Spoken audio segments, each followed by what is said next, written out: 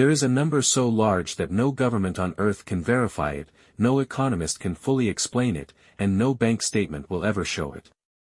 That number is somewhere between $2 and $3 trillion a year, and it belongs to an industry that has no headquarters, no CEO, and no annual shareholder meeting. It is the global black market, and if it were a single country, its economy would be larger than Canada's, larger than Russia's, and not far behind Italy's. Somewhere right now, in a shipping container crossing the Pacific, in a back room in Lagos, in an encrypted chat on a phone in Moscow, money is changing hands that will never appear on a single tax form. This is the story of how that money is made. Most people picture the black market as something small and shadowy, a guy selling knockoff watches on a street corner. That image is almost insulting to how sophisticated this economy actually is. The modern black market is not one business. It is thousands of overlapping industries, each with its own supply chains, pricing strategies, and customer service standards, all operating in parallel to the legal economy you and I use every day. Counterfeit goods alone are estimated to move $500 billion a year. Drug trafficking, depending on which estimate you trust, adds somewhere between 400 billion and 600 billion more. Human trafficking, weapons smuggling, gambling, and cybercrime each contribute their own slice. Add it all together and you get an economy that operates in every country, employs millions of people, and somehow manages to stay almost entirely invisible. So how does someone actually get into this business? The barriers to entry are surprisingly low, and that is part of what makes the black market so resilient. In the legal world, starting a company means paperwork, licenses, taxes, and years of slow growth. In the black market, a single smuggled shipping container of counterfeit electronics can cost as little as $20,000 to produce and sell for $200,000 once it reaches the right buyers. A small-time drug operation can begin with almost no capital at all, just a supplier willing to front product on credit. This is why so many black market operations start at the bottom of the economic ladder. They are often the only business model available to people who have been locked out of legal opportunity, which is one of the uncomfortable truths this industry forces us to confront. Once someone is in, the business model starts to look strangely familiar.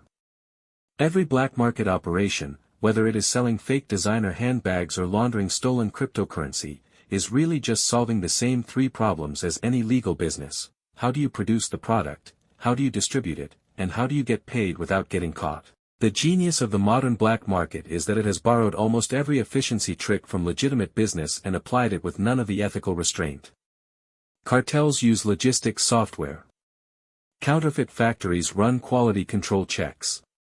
Online drug marketplaces have 5-star rating systems, refund policies, and customer support chats, because even criminals have learned that a satisfied buyer comes back and an angry one talks. Revenue in this world comes from more directions than most people realize. Drug trafficking remains the largest single category, but counterfeit goods are catching up fast, fueled by the explosion of online shopping, where a fake product can look identical to the real one until it arrives at your door. Human trafficking generates an estimated $150 billion a year, much of it hidden inside industries that look completely legal, like agriculture, construction, and hospitality. Then there is cybercrime, which barely existed as a category 30 years ago and is now projected to include the damage caused, not just the money stolen. Ransomware alone can net a single hacking group tens of millions of dollars from one successful attack on a hospital or a city government. Here is where the story gets genuinely funny in a dark way. Running a black market business comes with hidden costs that would make any legitimate entrepreneur wince. You cannot sue a supplier who steals your product. You cannot call the police when a rival gang robs your warehouse. You cannot advertise on Google. Every layer of secrecy required to avoid law enforcement adds cost, inefficiency, and risk, which is why economists estimate that black market operations often spend far more on security, bribery, and logistics than a comparable legal business would spend on marketing and compliance combined. Bribing a customs official at a major port can cost a smuggling operation tens of thousands of dollars per shipment, and that is treated simply as a cost of doing business, no different than a legal company paying for shipping insurance. Operationally, These businesses run on trust networks that took decades to build and can collapse in a single arrest. Drug cartels, for example, often organize like franchises, with a central group controlling production and branding while local cells handle distribution, almost exactly like how a fast food chain licenses out its restaurants.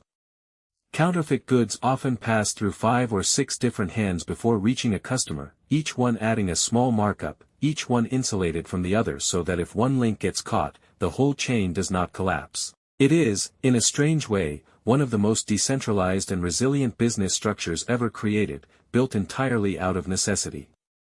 The psychology behind why people participate is more complicated than simple greed. For some, particularly in developing economies, the black market pays better and more reliably than any legal job available. A counterfeit goods seller in certain regions can earn in a week what a factory job would pay in 2 months. For others, especially in cybercrime, there is a strange thrill involved, a sense of outsmarting a system that feels rigged against them anyway.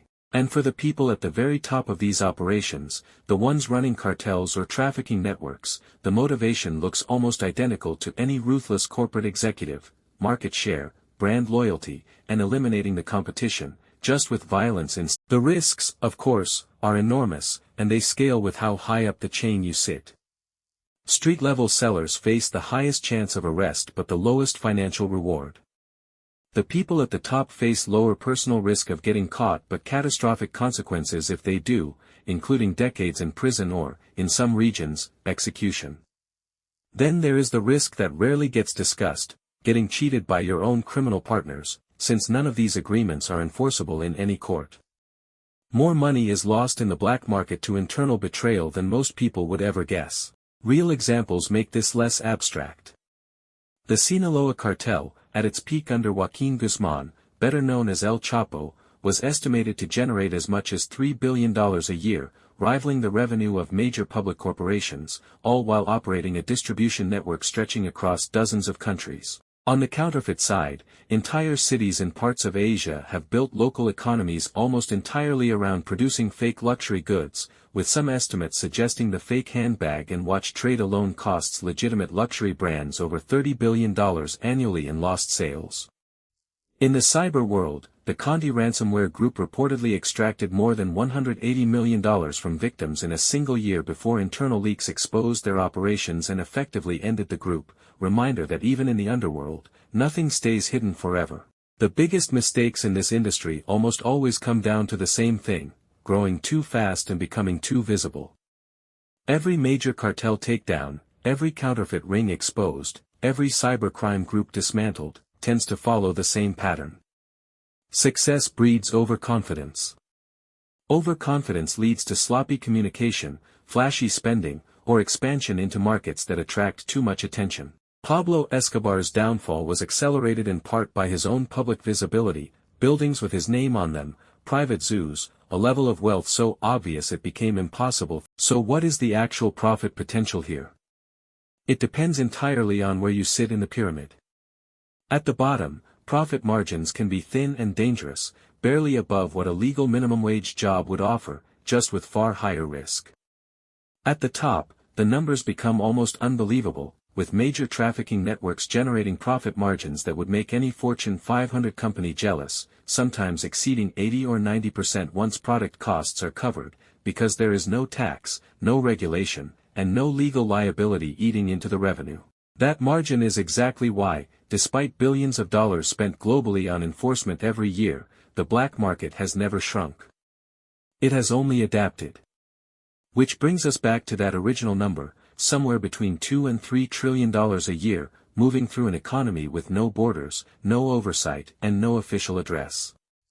It is not going away, because it exists for the same reason every economy exists: demand creates supply, and where legal supply cannot or will not meet that demand, an illegal one always will. The black market is not a flaw hiding at the edge of the global economy. In many ways, it is a mirror of it, reflecting every incentive, every inefficiency, and every human weakness the legal economy has, just without the rules. And that might be the most unsettling truth of all: the black market is not broken. It is working exactly as designed. Which brings us back to that original number, somewhere between $2 and $3 trillion a year, moving through an economy with no borders, no oversight, and no official address. It is not going away, because it exists for the same reason every economy exists: demand creates supply, and where legal supply cannot or will not meet that demand, an illegal one always will. The black market is not a flaw hiding at the edge of the global economy. In many ways, it is a mirror of it, reflecting every incentive, every inefficiency, and every human weakness the legal economy has, just without the rules. And that might be the most unsettling truth of all: the black market is not broken. It is working exactly as designed.